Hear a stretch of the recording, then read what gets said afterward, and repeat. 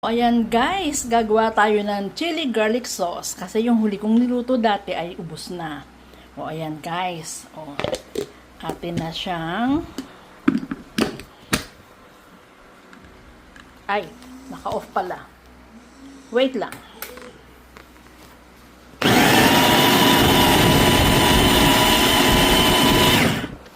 O ayan guys, pero kulang pa, konti pa. O ayan guys, ito ang ating olive oil. Siya natin gagamitin para sa ating chili garlic sauce. O yan guys, sobrang anghang ng sili kong ginamit, kaya hindi ko masyadong dinamihan ang lagay ng sili, mas dinamihan ko ang garlic. Eto na guys, lagay natin ang garlic at ang chili. Nilagyan ko na siya ng paminta. Ngayon naman lagyan natin ng asin.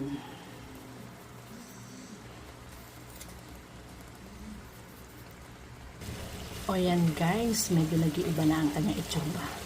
Pero matagal pa to, mahaba pa to. O yan guys, luto na ang ating chili garlic sauce. O ayan. Thank you for watching. Bye!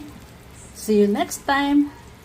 Guys, mahal to pag binili sa labas kasi olive oil talaga ang ginamit ko. Kaya gumagawa na lang ako ng para gagamitin namin. O, ayan guys. Bye!